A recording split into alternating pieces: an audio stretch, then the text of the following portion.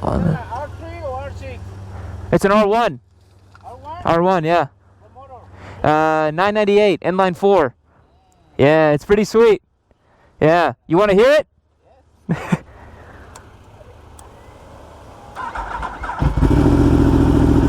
It's got a full Akrapovic exhaust. Take a listen. Yeah. Thanks, man. Huh? Yeah, it's carbon fiber. What is it? 18? Yeah, it's a 2018. Yeah. Do you ride? What do you got? I got a Suzuki 1500. Oh, nice. Yeah. Cool, man. But I had a R3 before. Oh, nice. Yeah. Yeah, I had one of those. Yeah. Cool. All right on, brother. Thank you. Appreciate it. Oh, ladies and gentlemen, we are starting, I guess we're ending 2023, starting 2024 off correct. Yamaha R1M. First ride and review, folks. God, you gotta love an R1, and how can you not love an M? Look at this thing. Carbon fiber all throughout. Beautiful, beautiful. Öhlins semi-active electronic suspension, a 998cc Crossplane 4 with a full Acura exhaust. Oh, doesn't get much better than this. It's so good. So freaking sweet. And it gets even sweeter, folks, because guess what? Wait for it. Wait for it. You ready? Oh, you ready? I'm doing one of those TikTok you wait for it things. Got some dudes standing there. Anyways, it's a giveaway motorcycle, folks. We're ending the year off with a huge bang. We had so much fun with the Ducati V4R, and I figured, you know what? What's the Japanese V4R? I think it's the R1M. I think this bike is spectacular. Don't miss your chance to win this Yamaha R1M. Head over to yammynoob.co, become a member, shop, anything you got to do, get your entries locked and loaded. End of December, this one will be wrapped up. You will no longer have any chances to win, so make sure you get your entries locked and loaded because you are not going to want to miss this one. So, what are we working with? Homologated superbike. This is Yamaha's Apex Predator machine. Debuted in 2015. This revised R1 is now almost 9 years old, but I think it still looks really, really good. You check out the lights here. I still think this design language in the front, it has just aged so well. It still looks just as cool as when it launched. I actually remember when this R1 launched, and I thought it was the coolest thing. I still think it's one of the coolest bikes out there that you can buy. It's so sweet. And it just sounds cool. And you just see these aerodynamic blades here. I mean, this thing is just, it's so sweet. It's so cool. This one in particular has got some great mods. As I mentioned, full Akrapovic exhaust, some case covers, high quality levers, which I actually need to move a little closer to me, and some tank grips.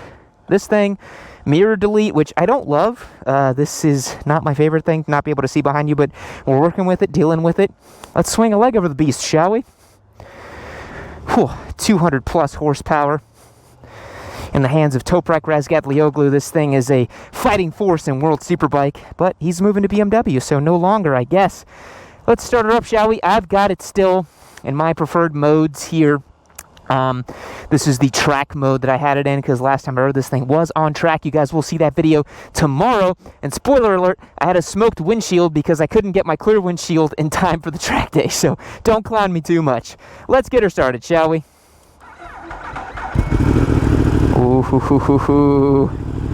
Ah, you love an R1, don't ya? You love an R1. Let's just listen to it, shall we?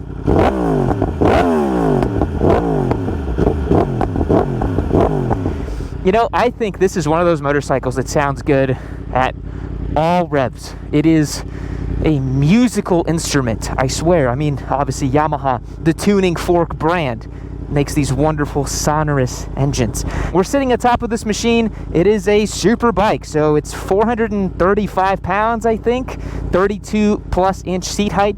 I'm about 5'11", 32-inch inseam. It's relatively narrow through the middle. It's about as big as an R6, which is just bonkers to me. But I can comfortably flat foot this machine. I think if you were 5'7", 5'6", that'd probably be about the limit. Then you'd start having to one-foot it. You could still ride it, but it might be a little tough. Let's go ahead and get her out on the road, shall we? This particular model is in GP shift, because that's the last time I rode it. Put it in GP shift.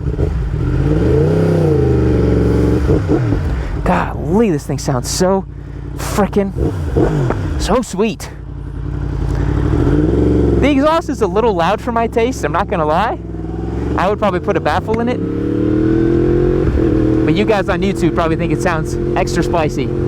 Quick shifter up and down on this machine. I'm gonna go ahead and grab a quick shift up. Auto blipper up, works backwards with the GP shift. You gotta just go in the settings and get it all dialed in. It is weirdly slick and wet today. Got some rain that's kind of coming and going. So I'm not sure about any big pulls because I was out riding this thing in the Twisties before I started rolling just to get my bearings on this machine.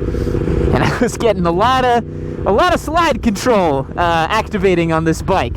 Let's just put it that way. This was not a machine that was instilling much confidence because there is no grip. It's a little cold and wet today, so I don't know how much aggressive street riding we'll be able to do, even though that's not really my thing. If you guys are interested in the street riding, in the aggressive riding portion, tomorrow we will have a dedicated track ride and review coming out on this machine. You're not going to want to miss that one because that one's going to be cool. So let's talk through control inputs. The R1 has the ability to modify pretty much any control input you would like. So if you don't like the way the quick shifter activates, if you don't like the way the throttle is working for you, you can modify all kinds of parameters on this machine. Engine braking, throttle response, you can really tailor it to your specific preferences. So I have it on my preferred settings over here. I've got it basically in B mode. I think that works really well pretty much in all categories. I find the track mode, the throttle is just so aggressive and so touchy. I really prefer the softer roll-on of the throttle because, again, this is a ridiculously powerful motorcycle. So you end up not even really needing to have it be so spicy. I will say though, on track, obviously you want it as spicy as possible. We love spicy things on track, but I really find the B mode works pretty good all around. It's a good all-around sport setting for this machine. So I've got the TC pretty much midway at level 4. I've got stability control on, and I've got the electronic suspension and semi-active with the T2 setting. So that's kind of my preferred Yami Noob R1M riding. I've had a good amount of time with this bike, and I will say it is obviously ridiculously aggressive. It's just like needlessly aggressive for the street. I think most street riders, if you want to really, go ham on a leader bike, dude, an MT10 would serve you so much better than this thing. This thing obviously does make about, I think at this point, 35 more horsepower than an MT10. But it's all locked away at the top. The MT10's still the master of torque, even though this bike, third gear here, pulls like an animal. This thing's crazy fast. Even when you don't get it up in the revs, you have all that leader bike torque in the middle. It's just really delicious to use. It pulls super duper hard.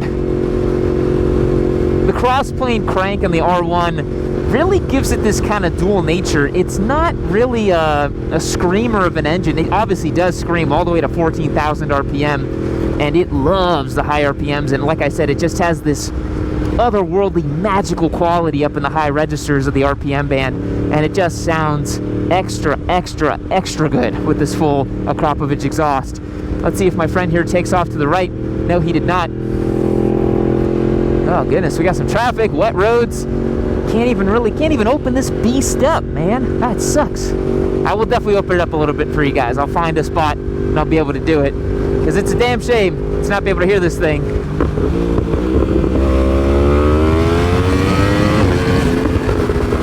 It just sounds so wicked.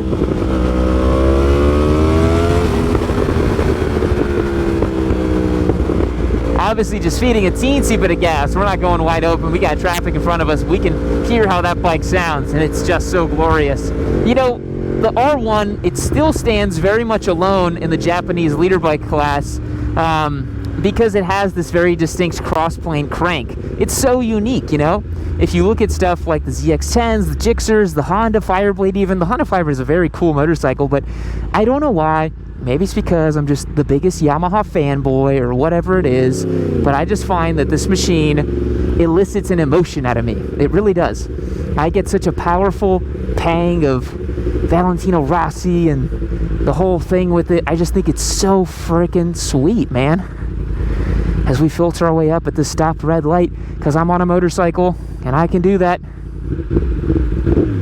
We'll be able to get a little bit of a pull here. Why not?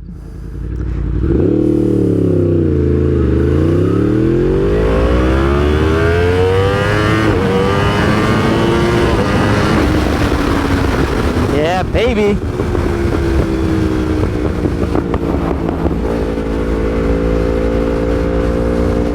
You just feel like a god when you're on this thing. You're like, what could possibly touch me? What on earth could touch me while I'm on this motorcycle? Nothing. And it's still wickedly fast. I know that nowadays stuff like the S1000RR and the V4R, they are a teensy bit faster on the top end, but still, the R1, it elicits a feeling. Like I said, nothing has this grunty quality down low. It's just so sweet and different. Wet roads here.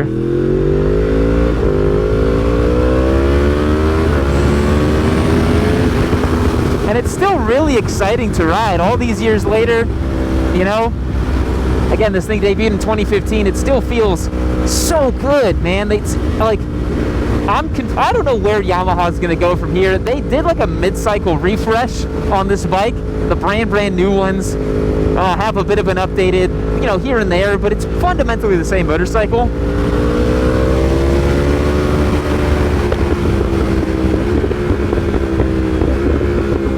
Listen to those downshifts. That is sweet. Watch for the gravel there. Pick it up, no problem. Oh man, listen to it off the wall. It's just so wicked, dude. What a sound.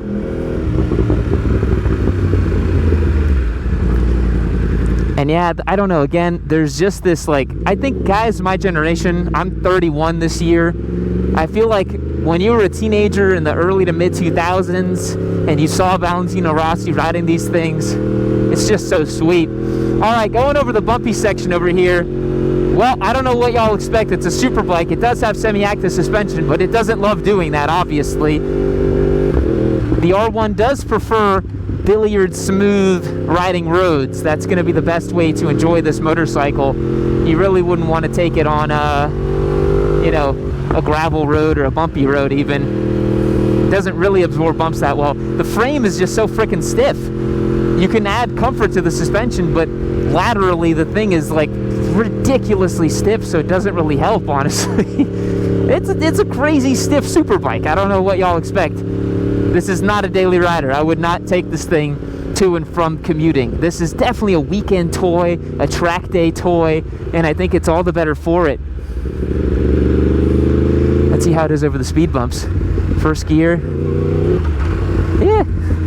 Like every motorcycle, if you just shift your butt off of the seat, you can loft over some bumps really nice. Not too shabby. Oh yeah.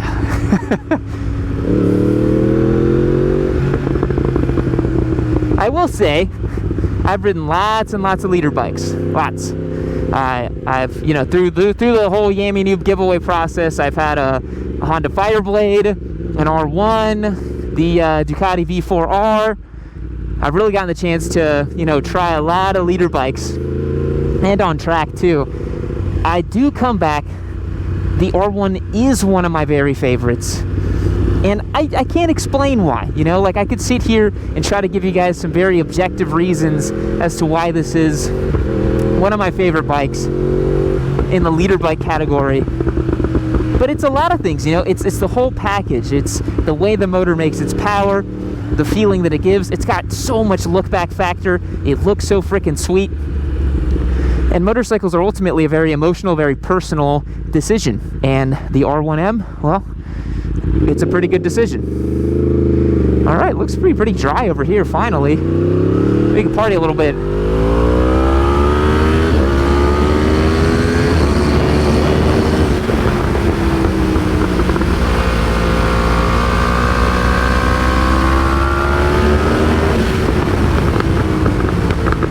And we've caught a truck. That's all the partying we get. And you know what? Maybe that's a good thing, because this thing, Look, I've talked about how some bikes you're like, you can't even come close to the limit on the street. This is one of those bikes where, honest to God, if you think you're coming close to the limit on this, you're just lying to yourself. I would highly encourage you guys to watch an onboard video of an R1M at Mugello at the hands of Nicola Canepa. I might even put a link down below, because that's what an R1 looks like at the limit. A stock R1M with slick tires fitted to it. So your little canyon runs, you going full throttle on the highway, that ain't at the limit, buddy. Not even close. That's just riding dumb. And I will say this pace behind this pickup truck is annoyingly slow, but everything is a bit annoyingly slow when you're on the R1. It'll do 90 miles an hour in first gear. What's the point of having gears? You might as well make it an automatic. So I think as a street bike, it's not really what you would want. The ergonomics are highly compromised. You can get used to it. You know, you can grip the tank with your knees and use your core and obviously lighten up your weight on your hands and wrists. But I don't know, it's kind of needless. I think that a middle displacement naked bike is just as fun, if not more fun, because you get to use more of it while you're rolling around. This thing always feels like it's just laughing at you, where you're like, I can't do anything with this bike. What am I supposed to do with this machine? And it feels like you're always up against traffic and you're always speeding. I think this is the kind of bike where you wouldn't even, like, you would either go to jail because you're speeding so much, or you'd get a speeding ticket thinking that you weren't even speeding. Do you know what I'm saying? Like this, it is so easy to do 90 or 100 miles an hour with this thing, which is 25 over the limit in most highways in the United States. It is ridiculously easy to do those kind of speeds on this bike. And you have to ask yourself, is it really worth it, you know? So this bike lends itself to the weekend warrior track day crowd, right? That's the kind of people who would buy this thing. And I think for that, it works phenomenally well. This is really a track day toy. It's got the data analyzer tool, the lap timer, so many inbuilt functionalities that make it so sweet for a track day toy at a relatively affordable price. I think these brand new are $25,000 or $26,000. I mean, a V4R is pushing 50 grand now, so it's almost half the price of a V4R, so I think that's pretty good value for money, all things considered. It's ridiculous how fast you can go with this without even trying.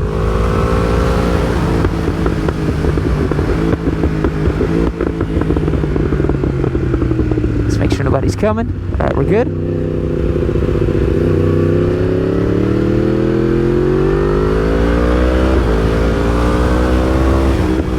Driving second gear, even though you really don't need it. These tight corners here, you could take in first gear.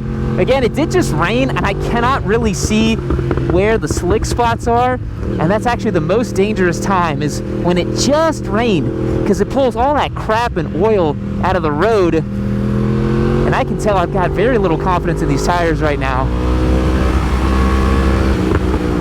It's one of my least favorite conditions, is kind of crisp weather, and it just rained, is like the most dangerous for motorcycles.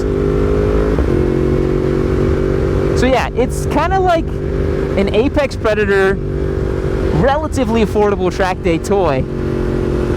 And I think if you're in the intermediate, the expert group, you do not need one of these. Nobody needs one of these, really. But because of all the technology, because of the way it rides and handles, it's the type of bike that you can really grow with and adapt with, and it really flatters you. Very much like the V4R, where you're riding a bike that has 240 frickin' horsepower, but all the electronics, they give you like 120 in certain parts of the rev range, just so you feel like a superstar, you know?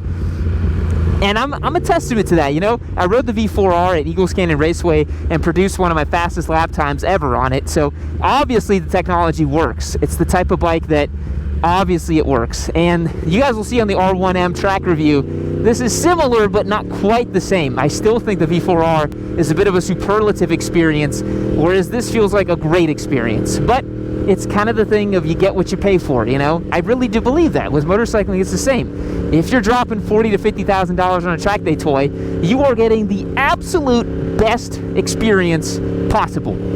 So the other thing that's cool about the R1M and the R1 platform is that you can spec in GYTR Pro parts on it. Yamaha now sells you all kinds of pro level parts. You could basically have a World Superbike R1 at your disposal if you're a high level amateur racer, if you're a privateer in Moto America. You know, it's a pretty cool option to be able to do those kind of things and you know, have such a competitive bike from the factory with factory level parts and support. Looks like it's going to start raining here again a little bit, so we're going to test the R1's wet weather prowess, folks.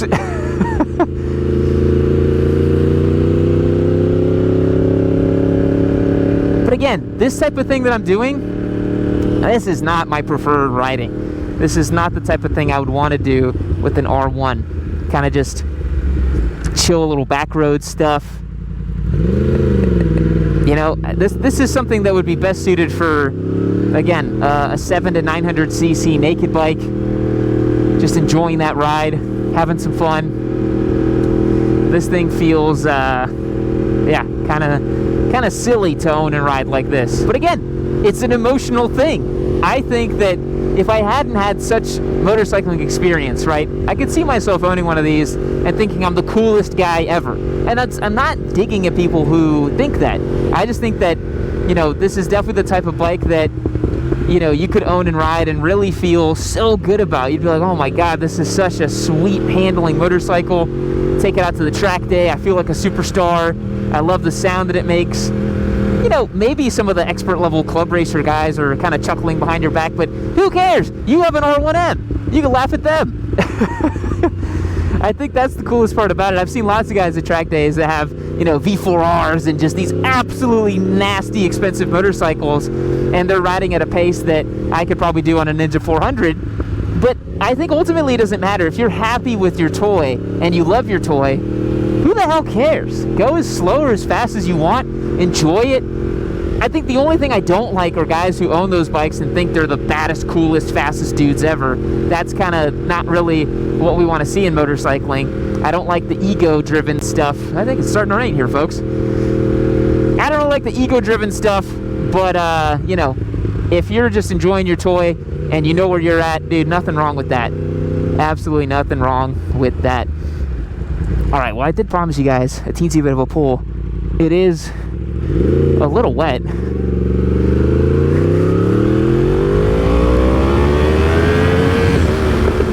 Yeah, that's starting to rain. How about we don't risk it? How about you guys wait till the track day? Yeah, it's starting to rain. Not a good idea to go wide open throttle into some corners with the wet. On Q5s, I'm on a very aggressive track day tire. Let's keep this bike nice and upright, shall we? It would be a bummer to slide out the giveaway R1 on the very first ride with you guys. That would not be very fun. One thing I like about the R1, oh deer, wow, okay, we got everything today, folks. We got deer, we got wet weather, we got gravel, we got slick roads, all on a class-leading super bike. You love to see it. So as I was saying, one thing I love about the R1 is that it has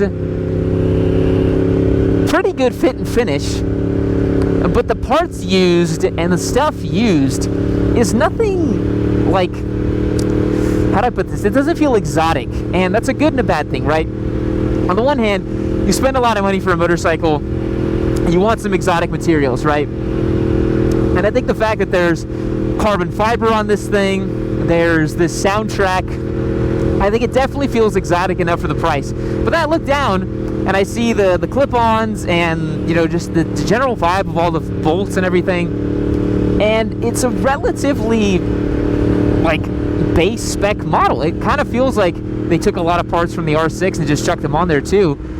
And that's cool because if you crash this thing and if you have to fix something on it, it's not going to be that expensive to own and ride. Versus a V4R or some of these superlative, you know, track day bikes, an M1000 RR, you know, the Yamaha's going to run you less money than those bikes. And that, I think, is pretty cool. I think it's cool that you got a super bike that is class leading, but you're not going to be hurting at the wallet too much for it. So if you are trying to scrimp and save a little bit, look, I'm not saying buying a $26,000 leader bike is a great idea to scrimp and save. However, you can operate this machine at a pretty good budget. You don't have to have crazy deep pockets to run an R1M. A V4R, you better bring your checkbook. That's all I'm gonna say. Well, folks, some days you get great weather for a ride, and other days you get these kind of weird mixed cloudy conditions with the slick roads and the tar snakes, and you just end up running this snail's pace. But that's okay. You guys know that I love you, and I'm doing my best. Goodness, this road condition's terrible here. All right, folks, let's peel in here. Let's wrap up our thoughts on the R1M, arguably Japan's coolest leader bike. This thing is just a beast. Just a freaking beast, man. Listen to that.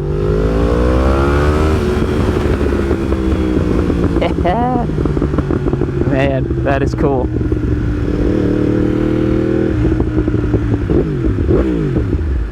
You just want to rev it. Really, you do. Like, that's all you want to do with this thing, is just be complete dingus and just rev it everywhere.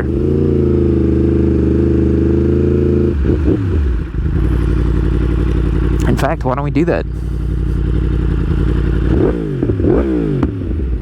So sick.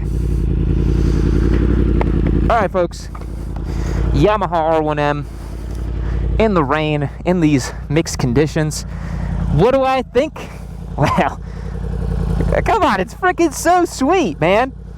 I think if you want to be Team Blue and you want to own a badass super bike, you can't go wrong with the R1. This is a fantastic bike. It continues to be a fantastic bike, but you got to use it for what it was intended for. I think if you buy one of these and you're just pooling around town and you're just doing dumb highway pulls with your buddies, not really the best use of an R1. You should probably just get a naked bike that's gonna be just as fun. But yeah, if you're buying this as a weekend track day warrior, maybe a club racer, that sort of thing, shit, man, can't go wrong. That alone is worth the price of entry. So, all that being said, remember, I'm giving this thing away. Head over to yamanoob.co, get your entries locked and loaded. You're not going to want to miss your chance. December is the month we're running it. This R1M is going to go to one of you lucky folks watching out there right now. We'll catch you in the next one. See you later. Oh, I love being here inside of the warm embryonic fluid of Valentino Rossi. Me and him just sharing foods together. Maybe he's gonna eat some pizza or some pasta here in the hills of Tavullia. But you know where else it's nice and warm and cozy is this next episode of Yami Noob. You can click on right over here. I'd love for you to watch it. But anyways, I'm gonna stay here hanging out. Me and him might go onto the track later, but I'll catch you guys later.